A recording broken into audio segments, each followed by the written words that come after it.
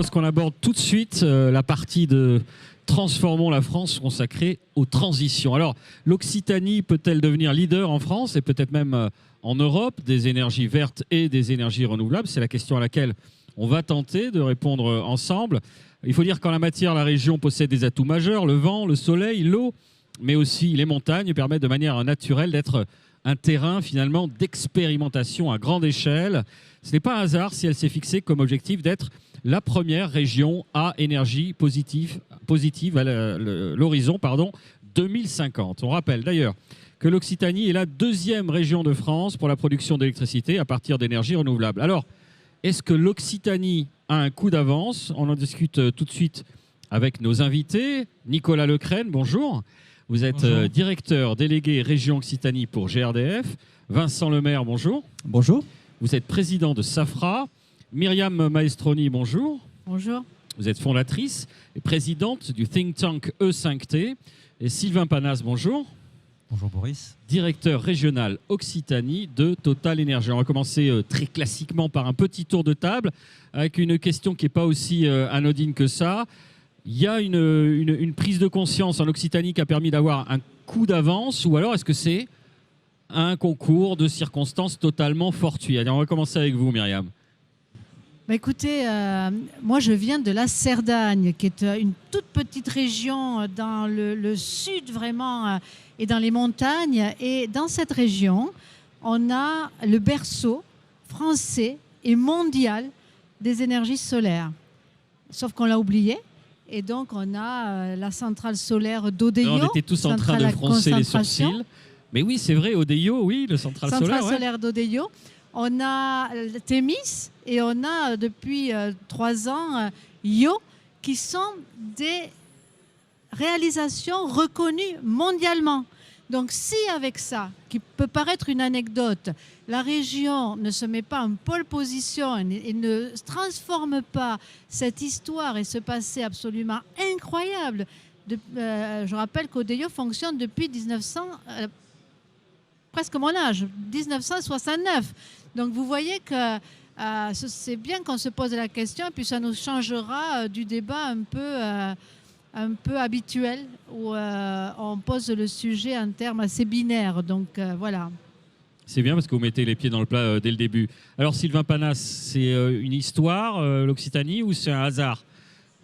Ça ne peut pas être un hasard. Ça ne peut pas être un hasard. Attention à ce que vous dites. Hein. Non, mais on a aussi le plus gros potentiel d'énergie renouvelable en France. Il y a du soleil, il y a du vent, il y a des montagnes, vous l'avez dit en introduction. Donc ça ne peut pas être un hasard. Après aussi derrière, il y a eu dans la région, il faut le dire, une impulsion politique forte. Et il y a eu aussi, sans en douter, des entrepreneurs qui ont su développer ce potentiel naturel. Vincent Lemaire. Ah bah c'est vraiment pas un hasard. Je vais vous dire que, alors moi je suis plus un spécialiste de l'hydrogène qui vient compléter les énergies renouvelables. C'est un vecteur.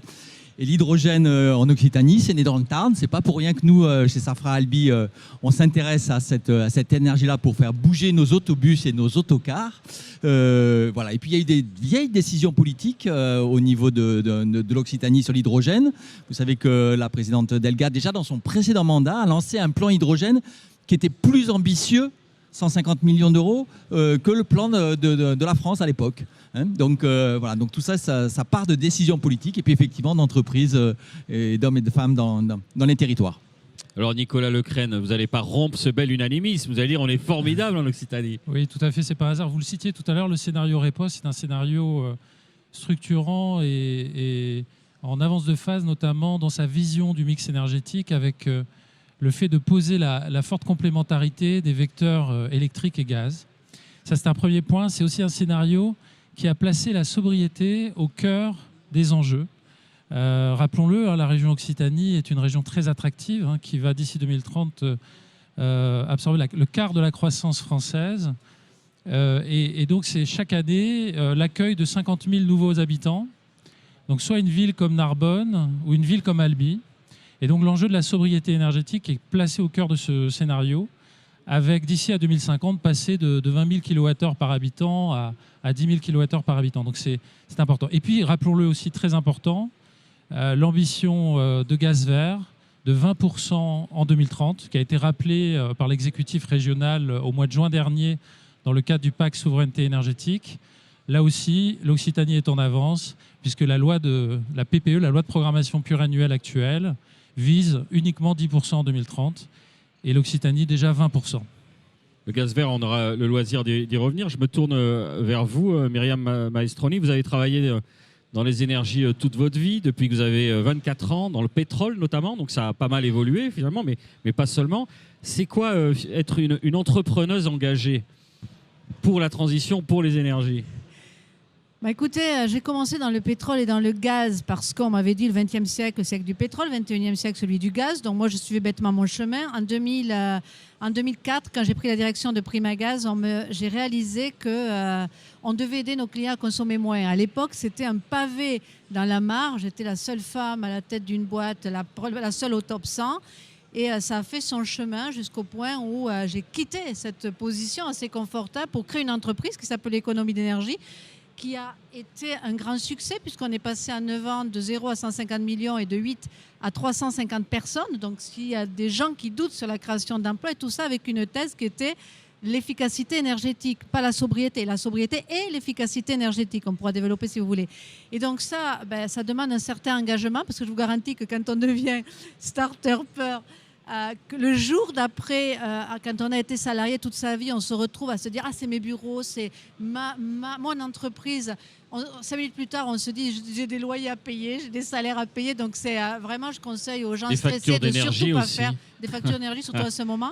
Et puis, en parallèle d'économie d'énergie, parce que je voulais garder ce contact privilégié avec l'écosystème, j'ai créé ce think tank qui maintenant a fêté ses 11 ans, E5T, donc énergie, efficacité énergétique, environnement, économie et territoire, parce que depuis le début, on se rend compte que la transition énergétique, c'est une pluralité de solutions, d'acteurs, et ce sont bien sûr les territoires partout en Europe. J'ai jamais trop cru, ou j'ai jamais vu, et la preuve en est aujourd'hui, à l'Europe, l'Energy Union, l'Europe de l'énergie. J'espère qu'un jour on arrivera à créer rapidement, si possible, l'Europe de l'efficacité énergétique, de l'énergie, de l'efficacité énergétique.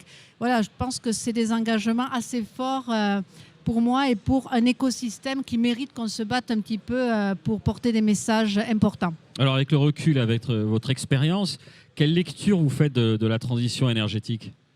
Eh bien, je pense qu'on est, depuis 11 ans, on s'aperçoit qu'il y a des messages qui passent bien mieux. Moi, quand j'ai lancé mon économie d'énergie, autant vous dire que tout le monde ricanait un petit peu en se disant « Mais non, mais c'est tellement contre-intuitif de donner une valeur à quelque chose que l'on ne consomme pas. C'est pas très facile à assimiler. » Donc ça, c'est un premier sujet. Aujourd'hui encore, on arrive mal à définir. C'est un crève-cœur quand j'entends toute la journée à toutes les sauces la sobriété, parce que la sobriété, c'est l'antithèse de la croissance dont on a besoin, parce qu'on a besoin de changer un petit peu de dimension dans ce qui a fait l'économie jusqu'à aujourd'hui. Mais après, on voit partout ailleurs dans le monde émerger tout un tas de filières qui doivent être représentées à leur juste taille et en fonction des caractéristiques locales. Alors voilà, moi je suis contente parce que quand on vient en région, on s'aperçoit qu'on a cette représentativité. D'ailleurs, on a une table ronde très représentative. Aujourd'hui, on parle d'hydrogène, vert, on parle de biogaz, on parle d'autres énergies, de solaire, etc. En revanche, le problème que l'on a toujours en France, c'est notre fameux nucléaire. Et je vous préviens, je ne supporte plus, mais ça devient physique, quand on me dit est-ce que vous êtes pour ou contre le nucléaire ? Parce que je me dis, mais au bout de 30 ans, se poser toujours la question dans ces termes, ça devient absolument absurde. Mais c'est quoi les bons termes alors ? C'est quelle est la bonne position pour le nucléaire, ou quelle est la bonne représentativité pour le nucléaire en France et en Europe. Je vous rappelle que dans les scénarios 2050, il y en a beaucoup, il y en a plus de 100, et encore, je suis gentille, il n'y a aucun scénario qui prévoit plus de 20% de nucléaire dans le mix énergétique zéro carbone à 2050. Donc la France est le seul pays où on est arrivé à 75% de nucléaire dans notre mix énergétique, dans notre mix électrique. Et donc, à un certain moment, ça peut être le cas, mais il faut quand même qu'on réfléchisse. Ça fait 15 ans que, je vous rappelle, ce fameux débat entre Sarkozy et Ségolène Royal, où Sarkozy engueulait Madame Royal en lui disant « Madame, vous ne savez pas quelle est la part du nucléaire dans notre mix ?» Et depuis, on s'est dit on va passer à 50%. Il y a 3 présidents successifs qui se sont engagés à passer à 50%. Donc ça ne date pas d'hier, sauf qu'on n'a rien prévu entre-temps. Rien. Alors qu'évidemment, quand on baisse la part d'une énergie, encore faut-il pouvoir compter sur les autres pour les faire monter en puissance. C'est pour ça que les débats d'aujourd'hui sont aussi importants. Donc voilà un petit peu quelques... Merci d'avoir mis les pieds dans le plat direct avec le nucléaire. On va avoir le loisir d'approfondir. Vous l'avez dit tous les deux, parmi les axes qui ont été soutenus par la région, il y a le plan hydrogène vert pour accélérer le déploiement à grande échelle. Alors Sylvain Panas, c'est une des énergies dans lesquelles l'Occitanie investit massivement. En quoi c'est une bonne piste à explorer ? Peut-être d'abord en introduction, l'hydrogène n'est pas une énergie. Ça ne pousse pas dans la nature. On ne le trouve pas sur un arbre. L'hydrogène est un vecteur énergétique qui est fabriqué à partir d'électricité qu'il faut elle-même fabriquer à partir d'autre chose. Donc l'hydrogène est un excellent moyen de stocker l'énergie et aussi un excellent moyen de l'utiliser. C'est un vecteur. Ce n'est pas une source naturelle. Donc le fait d'investir massivement en Occitanie sur l'hydrogène est une bonne idée, mais ça ne suffira pas à résoudre nos problèmes de souveraineté énergétique. Ah ouais, voilà, comme ça, là encore, c'est mis. Nicolas Lecrène, la vision de GRDF sur l'hydrogène, spécifiquement ce qu'on appelle l'hydrogène vert. Peut-être nous rappeler ce qu'on entend par hydrogène vert. Oui, alors l'hydrogène vert, déjà pour GRDF, pour les gaziers de manière générale, l'hydrogène vert est un gaz vert. Fait partie donc de ce qu'on appelle le mix des gaz verts à l'horizon 2050, avec un hydrogène vert, donc renouvelable, produit à partir de l'électrolyse de l'eau et à partir de l'électricité renouvelable, notamment issue des champs solaires et éoliens. Pour qu'il soit vert, il faut qu'il soit fabriqué avec du renouvelable. Exactement, tout à fait. Et donc en 2050, si on se projette, l'horizon 2050, c'est 25% du mix énergétique, enfin du mix des gaz verts, soit 100 TWh sur 420 TWh. Donc c'est vraiment un gaz vert, partie intégrante de la cible visée par les gaziers. Aujourd'hui, l'hydrogène, comme le disait Sylvain Panas, c'est un moyen de stockage de l'électricité, donc qui peut être produit via l'intermittence des moyens de production issus de champs solaires et éoliens. Et une forme de valorisation à laquelle on s'intéresse là aujourd'hui, dès aujourd'hui, c'est le power to gas, c'est-à-dire la possibilité de combiner avec du CO2 cet hydrogène et de l'injecter ensuite dans le réseau de gaz pour être ensuite acheminé vers les clients finaux. Donc ça, c'est une forme de valorisation très industrielle et sur laquelle on travaille dès aujourd'hui sous forme de démonstrateur industriel. Alors Vincent Lemaire, miser sur l'hydrogène, c'est ce que vous avez fait chez Safra. Dans votre stratégie de mobilité propre et durable, vous êtes même leader du marché en France. Vous faites des bus propulsés par l'hydrogène, c'est ça ?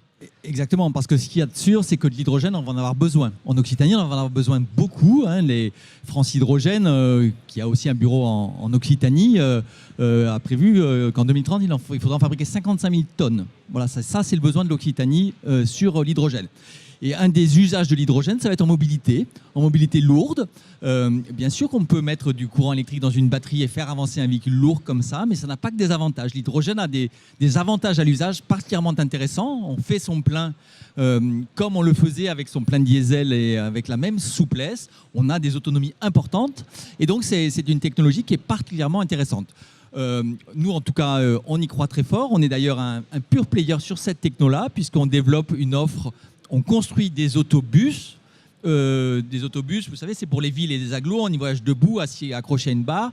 Et puis, on travaille aussi sur des autocars. Les autocars, c'est les conseils régionaux, les landers qui organisent la mobilité interurbaine partout où il n'y a pas de voie ferrée. Oui, et là aussi, ça va se faire en hydrogène. Un bus, ça n'a pas de soute. Et un autocar, ça a des soutes. Aussi, mais dans un autocar, on voyage assis, ceinturé. Voilà, c'est pas le même véhicule, c'est une autre réglementation. Alors, quand vous entendez Sylvain Panas qui dit oui, d'accord, l'hydrogène avec une petite moue, non, je vous provoque, Sylvain.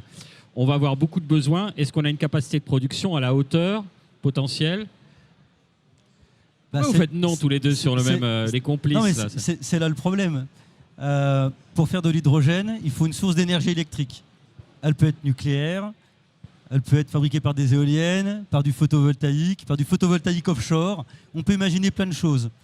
Mais quand on commence à mettre des chiffres dans des cases et qu'on se demande quelle surface de foncier il va falloir pour produire les quantités d'hydrogène dont on a besoin, on voit que ce n'est pas si simple, parce que le foncier n'est pas très facilement accessible, parce qu'aussi on a des sujets d'acceptabilité.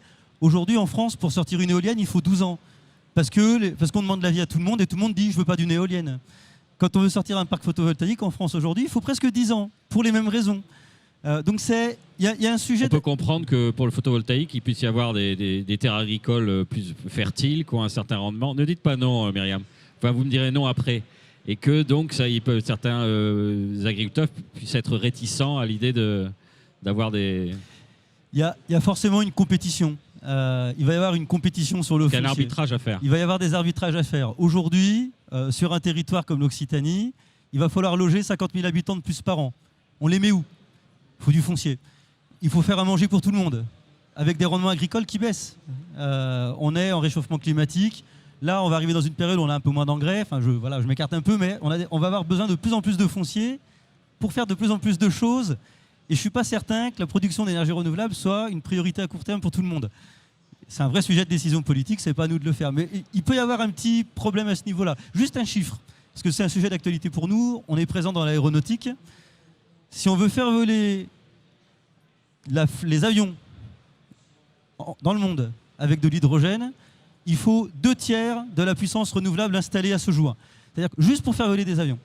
Donc et après, il faut faire voler des bus, des voitures, des trains. Il y a plein de choses à faire. Et ça sous-entend qu'il n'y aura pas une solution unique et que c'est justement spécifiquement un mix et des décisions politiques pour favoriser l'une ou l'autre. C'est pas forcément une mauvaise nouvelle. Alors pourquoi est-ce qu'on est les mauvais élèves en matière de renouvelables, Myriam Maestroni ? Attendez, on est mauvais élèves, c'est pas moi qui le dis. 2020, la France s'était engagée dans la feuille de route 3x20 à avoir un minimum de 23% d'énergie renouvelable. Vous lisez les journaux plus que moi, vous contribuez même à faire en sorte que je puisse les lire. Et la France est le cancre, je reprends l'expression, elle n'est pas de moi, de l'Europe. On est arrivé à 19,5%. Donc déjà, on a quelques questions à se poser. Qu'on vous entende bien. Pardon ? Parlez bien dans le micro qu'on vous entend bien. Oui, donc on est arrivé à 19,5% à peu près, voilà. Donc on est en retard parce que c'est exactement ce qu'on vient de se dire. On a beaucoup de confusionnisme de l'amalgame. On a une incapacité à décliner de façon exhaustive une feuille de route claire et à faire en sorte que chaque citoyen puisse comprendre et comment on en est arrivé là, poser un diagnostic, parce que problème bien posé à demi résolu, et puis de là, se projeter dans le futur, parce que je veux bien qu'on n'apprenne pas du passé, mais il faut apprendre un minimum quand même. Et ce que l'on constate, c'est que je ne suis pas trop sûre qu'au niveau national, aujourd'hui, on ait cette capacité à tirer des conclusions de ce qui marche, de ce qui ne marche pas. Donc, on essaye de se dire, il y a l'argent, bien sûr, l'argent est nécessaire, mais je vous rappelle que c'est une condition nécessaire, pas suffisante. On a vu dans la table d'avant qu'on avait besoin de compétences, dont les compétences, c'est donner envie, c'est créer des filières qui donnent envie pour les étudiants, mais aussi pour l'executive education. Moi, nous, on vient de lancer dans le think tank 5T les 100 leaders pour la planète, parce que quand on a 50 ans ou 45 ans dans ce pays et qu'on ne s'est pas un peu intéressé à tout ce qui s'est passé, vu tout ce qui s'est passé en peu de temps, on évite en dehors enfin, on se sent vite éco-anxieux, où on n'est plus dans le rythme de ce qui est en train de se passer. Donc ça, ce sont des vrais enjeux. Et puis, on a surtout à avoir une position claire, et force est de constater que dans le débat énergétique aujourd'hui, on a le nucléaire qui est plus l'arbre qui cache la forêt, c'est le baobab qui cache la forêt. C'est-à-dire, c'est vraiment un énorme sujet comme un trou noir.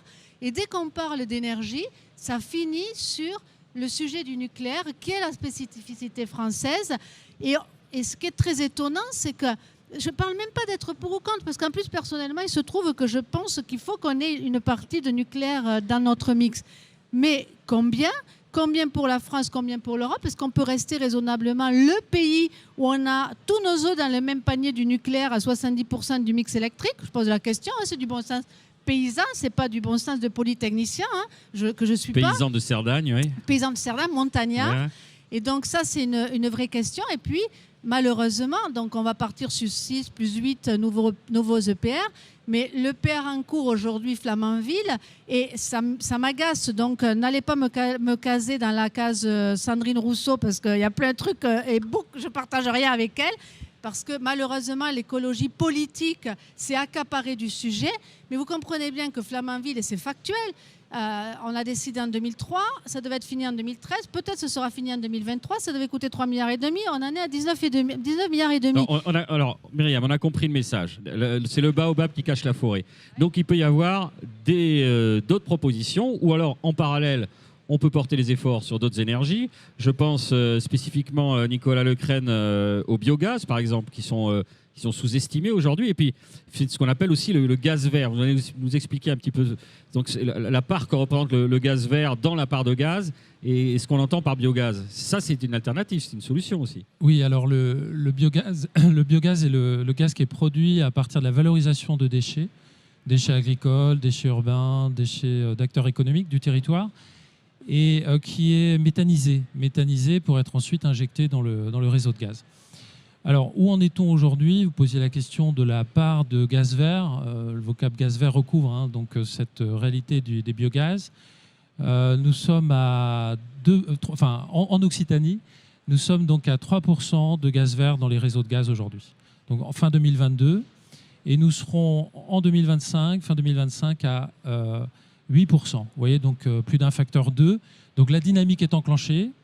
Et donc cette filière, qui est la filière récente, qui a moins de 10 ans, la filière du biométhane, des gaz verts, elle connaît une forte dynamique. Au niveau national, ce sont plus de 500 sites qui injectent aujourd'hui dans les réseaux de gaz. Et la particularité, c'est que c'est la première énergie renouvelable qui dépasse ses objectifs, notamment les objectifs fixés dans le cadre de la PPE.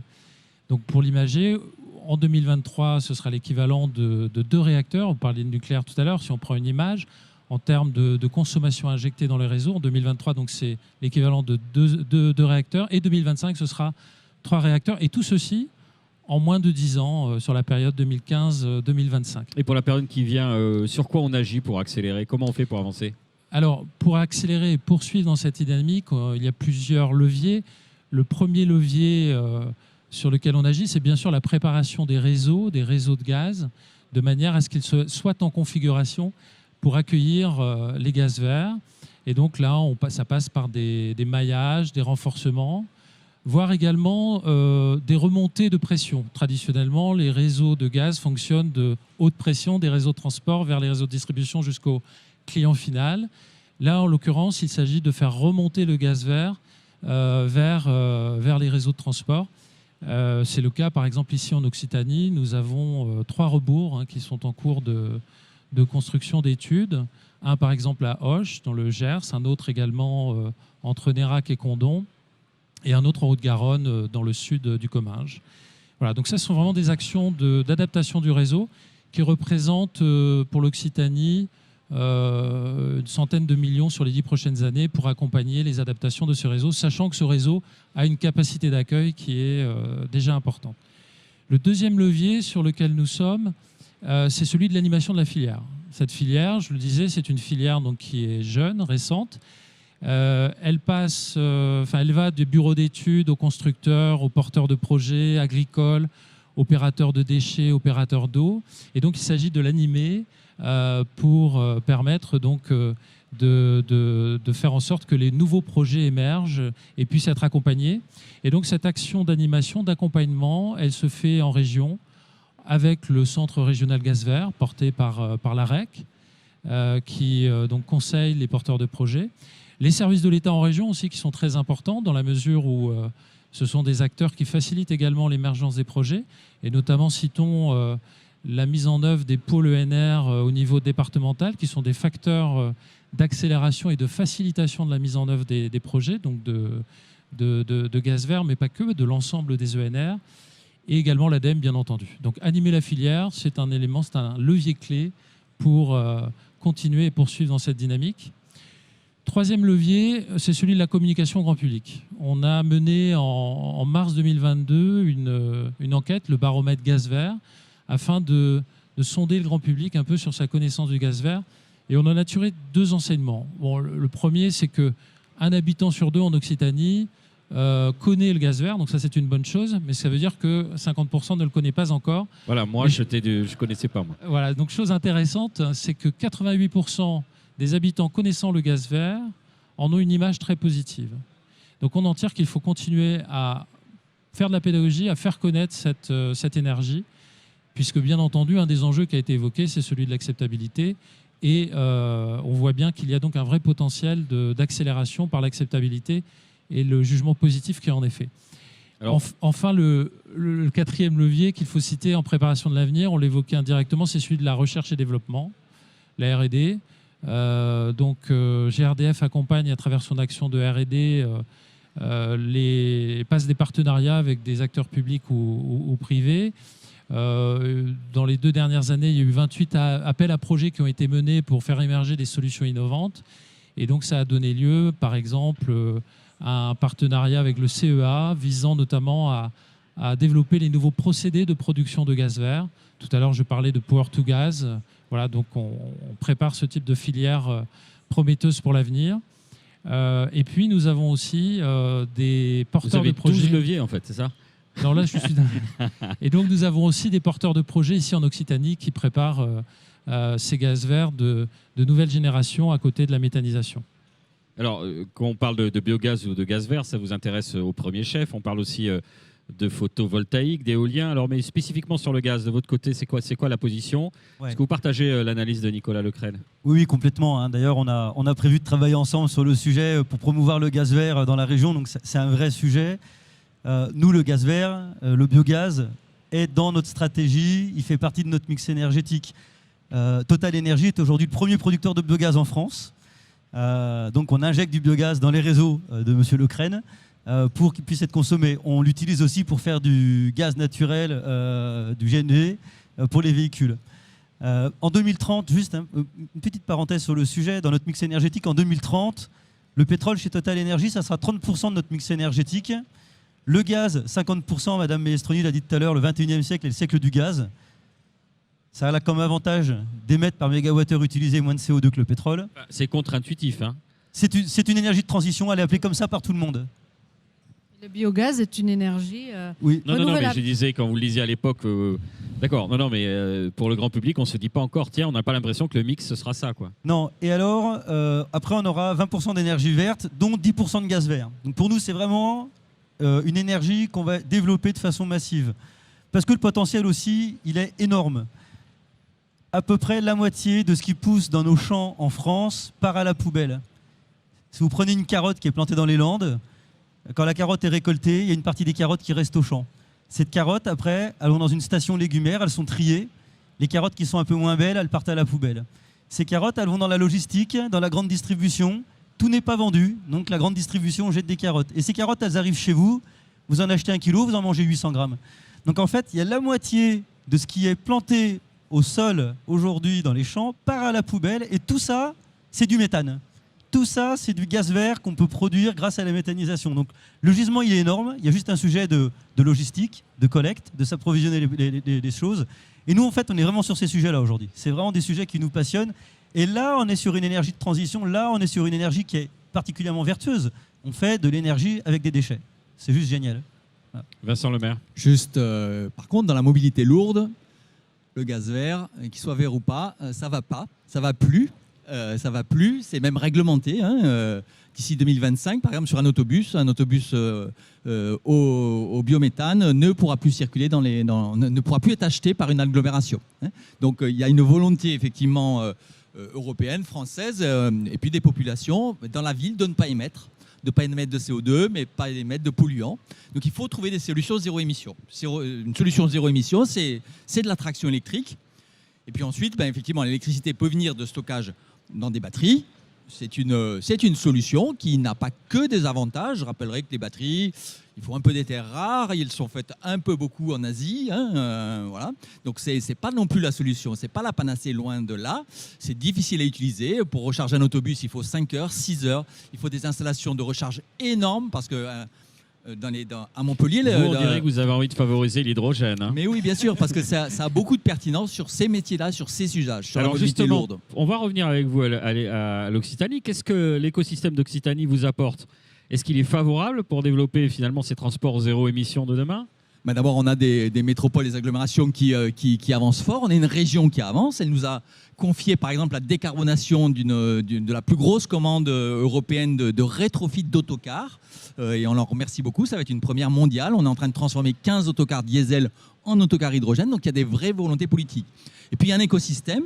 Il va y avoir des électrolyseurs massifs. Il y a une entreprise montpelliéraine là, qui est en train qui a un projet qui avance tous les jours, qui est au stade de l'enquête publique à Port-la-Nouvelle. Donc il va y avoir des électrolyseurs massifs et ça va être une très belle solution pour effectivement avoir de l'hydrogène performant. On a un électrolyseur qui démarre sur l'aéroport de Toulouse. Il y en a un dans l'Aveyron. Il y a un très gros projet à Lannemezan. Donc voilà, l'essentiel maintenant c'est de foncer, c'est de dérouler les projets sans tergiverser. Nicolas, une réaction? Oui, une petite réaction, parce que je vois que Monsieur le maire a une lecture un peu extensive du décret de novembre 2021. Non, je tiens à préciser que le bio-GNV est une solution tout à fait performante, accessible, technologiquement mature et économique pour permettre justement aux véhicules lourds, dont les bus urbains, de circuler. Et il n'est pas du tout question de dire qu'à partir de 2025, ce n'est plus une solution accessible. Non, il faut retenir qu'on ne pourra pas dépasser les 50% des flottes de bus des collectivités. Donc c'est cette lecture-là que je souhaitais apporter sur ce décret de 2021. Voilà, une petite précision. On comprend que chacun parle d'où il parle, mais ce qui est intéressant, ce qui ressort de ça, c'est qu'on a tout un panel de possibilités qui ne sont pas forcément antinomiques et qui servent la région Occitanie. Et alors, j'aimerais qu'on se focalise à présent sur le photovoltaïque et l'éolien. On a un énorme potentiel en photovoltaïque, d'après ce que j'ai compris. Vous qui êtes originaire de Cerdagne, je ne sais pas si on l'a assez dit.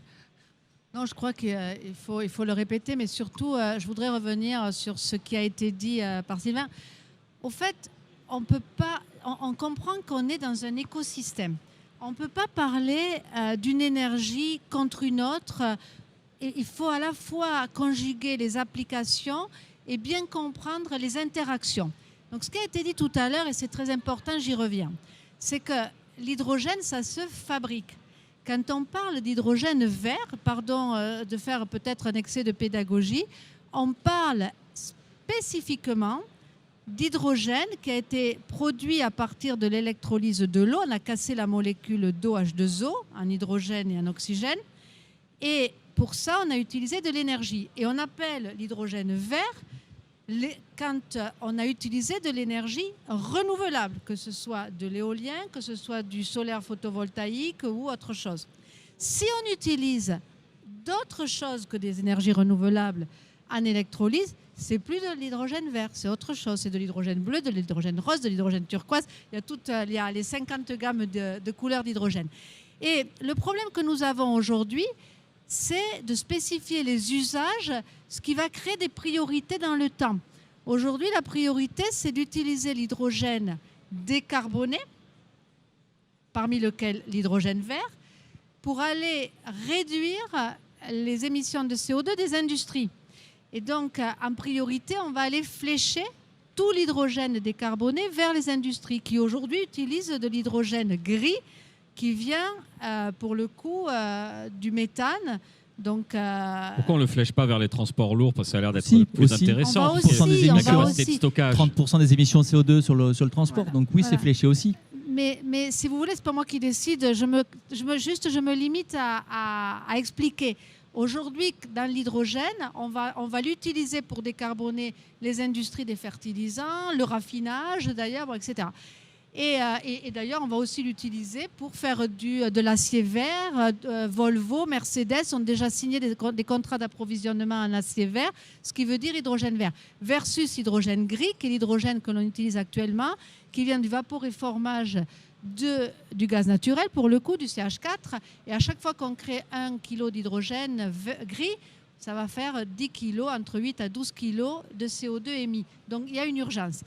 On va aussi utiliser l'hydrogène pour le transport lourd, pour les trains, pour les camions, parce que l'électricité ne va pas donner la force suffisante et qu'on en a besoin pour les véhicules légers.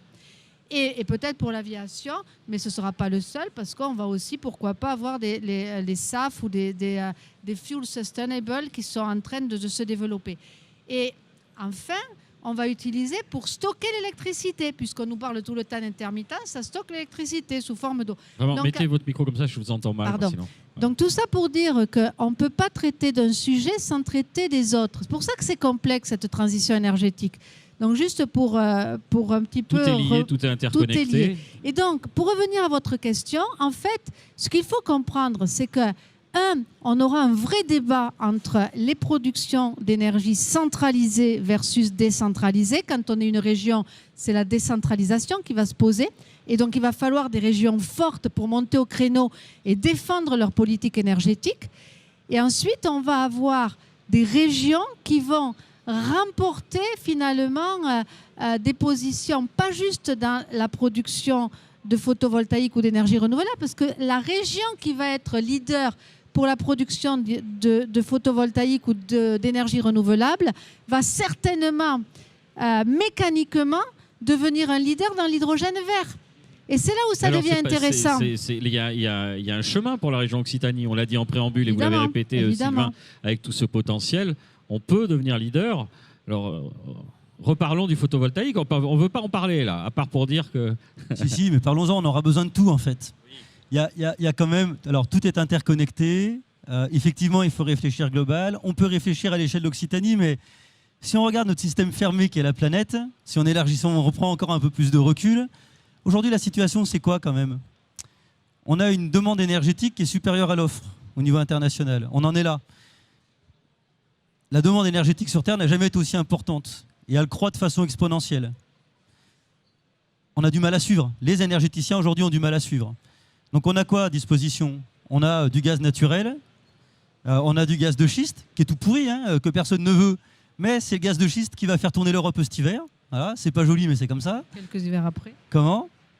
Pas que cet hiver. Voilà, pas que cet hiver, mais pendant quelques années. Donc là, en fait, il y a une logistique qui est organisée, qui est en cours, pour livrer du gaz de schiste américain sur le territoire européen. Et c'est comme ça, et c'est pas bien, mais c'est grâce à ça qu'on a de la lumière et du chauffage aujourd'hui, si on se le dit assez rapidement. On a la production mondiale de pétrole qui n'augmente pas, parce que les pétroliers européens, les majors du pétrole comme Total Energy ont décidé de diminuer leurs investissements dans le pétrole, donc mécaniquement ça fait baisser la production. Donc, bref, je vais vous la faire rapide.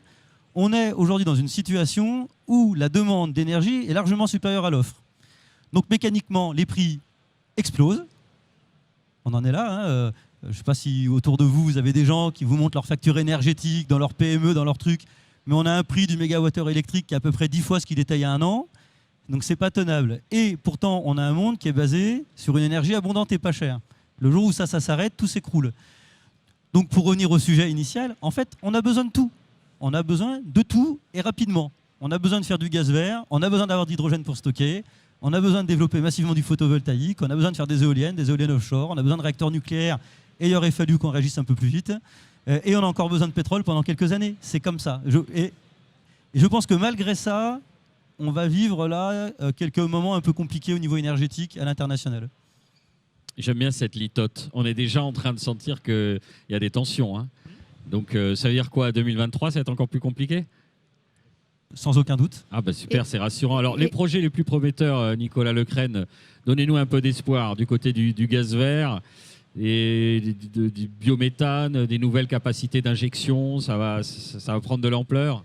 Alors oui, tout à fait. Alors, tout à l'heure, je vous indiquais qu'on était en Occitanie à 3% de gaz vert dans les réseaux. Nous serons à 8% en 2025 avec 47 projets qui sont d'ores et déjà identifiés et qui ont souscrit des capacités d'injection. Et on a le potentiel pour être à 20% en 2030. Donc ça, c'est un vrai message d'espoir, hein, de mobilisation également. Parce que rappelons-le, ce gaz vert, c'est un gaz local, renouvelable, et qui permet une économie circulaire à partir de déchets qui ne sont pas aujourd'hui valorisés. Donc il y a vraiment une urgence de se saisir de cette opportunité dans un contexte, il faut le rappeler effectivement, comme le disait Sylvain Panas, qui est géopolitique, qui est compliqué, et ça doit renforcer cet enjeu de souveraineté énergétique sur lequel la région Occitanie s'est mobilisée, hein, en affirmant cet enjeu de 20% en 2030. Et bien entendu, nous visons le 100% de gaz vert en 2050. C'est un enjeu qui est accessible, les ressources sont là. Il faut maintenant effectivement accélérer et que, voilà, notamment d'un point de vue réglementaire, un certain nombre aussi de dispositifs qui étaient prévus dans la loi climat résilience de 2021 fassent maintenant l'objet de décrets, en particulier sur les certificats de production de biométhane. C'est un peu technique. Ça veut dire quoi il y a un flou actuellement ce que tu es en train de... Non, on attend tout simplement que les décrets sortent. Ils devraient sortir en 2023. Et ça, c'est des indicateurs qui vont permettre des incitations aux fournisseurs d'énergie pour accélérer sur la promotion des gaz renouvelables, des gaz verts, mais aussi ça va permettre à de nouveaux projets d'accélérer et d'augmenter le potentiel de gaz vert et d'aller plus vite vers 20% en 2030, non seulement en Occitanie, mais également au niveau national. Alors, 2 questions rapides pour terminer. Je vais vous demander très subjectivement votre vision. Quel serait le mix énergétique optimal pour atteindre finalement l'objectif dont on parlait au départ de la région énergie positive en 2050. Vincent Lemaire, attendez, je regarde dans ma boule de cristal, je vois de l'hydrogène. C'est bon? Oui. En tout cas, oui. En tout cas, on en a besoin en Occitanie, en France et partout en Europe pour notre projet, hein, qui était projet qui crée des nouvelles opportunités économiques aussi. On a une filière qui est vraiment intéressante sur ces activités-là. Nous travaillons avec Plasticomium, avec Symbio, cette entreprise de Michelin et de Forestia. Donc il y a une vraie activité, il y a plein de choses à réinventer. Et ça, c'est passionnant. Ça passionne la jeunesse, ça passionne les jeunes ingénieurs, ça passionne des seniors qui quittent des grosses boîtes pour venir travailler dans des plus petites entreprises. On est déjà 210, on sera 600 demain. Hein, donc ça, c'est des vraies opportunités. Donc maintenant, il faut passer à l'acte. Il faut rouler en transport public. Il faut de l'hydrogène. Il faut produire de l'hydrogène en Occitanie et ailleurs. Voilà, c'est surtout ça qui est le plus important, le passage à l'acte, l'accélération. Myriam, rapidement, le meilleur mix. 100% renouvelable. Ouais, voilà. En 2050, 100% renouvelable. Voilà, on n'émet plus de CO2 et on commence à être rassuré sur l'avenir juste de la vie humaine sur la planète. Pas la planète, elle a vécu sans nous, elle vivra sans nous.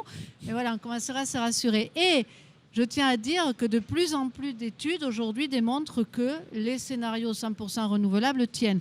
Alors après, on peut rentrer dans le détail, mais on n'a pas le temps de qu'est-ce qui doit être représenté là-dedans.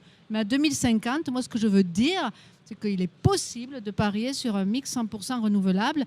C'est possible, c'est désirable. Et j'espère que ça donne de l'espoir à tous les jeunes qui nous entendent, parce que j'en vois beaucoup d'éco-anxieux, alors qu'on a besoin de leaders pour relever ce défi et se mettre au boulot, comme on vient de le dire. On peut être plus vieux et éco-anxieux, je vous rassure. Sylvain, rapidement, le mix idéal. Pas complètement en phase avec Madame Maestroni. Moi, je crois plus au mix énergétique, qui contient un petit peu de tout. Mais il y a quelque chose qui me semble absolument incontournable, c'est la sobriété collective. Ça va être le point de départ. On n'y arrivera pas sans. Voilà. Et je ne parle pas juste d'éteindre les lumières. Voilà. Je parle vraiment d'un changement de société plus sobre, sans aucun doute. Nicolas, le mot de la fin. Alors, le mix énergétique de 2050 pour l'Occitanie, il est déjà défini, je dirais, dans ce scénario REPOS, avec effectivement, une vision de la complémentarité des énergies, et ça c'est important, et ça, on voit qu'on ne peut pas faire tout peser sur une seule énergie, pour organiser de la résilience, pour organiser de la performance et également de la sobriété. Donc voilà, le scénario, il est celui d'aujourd'hui, il est défini en 2050 pour le REPOS, et les gaz verts ont toute leur importance, puisque en 2020, c'est 14%, hein, le poids du gaz dans le mix énergétique Occitanie, et en 2050, dans le scénario tel qu'il est défini aujourd'hui, on est à 31%, donc on est à plus d'un doublement. Et rappelons-le, la complémentarité des énergies sur le mix énergétique, c'est la clé d'un scénario 100% renouvelable.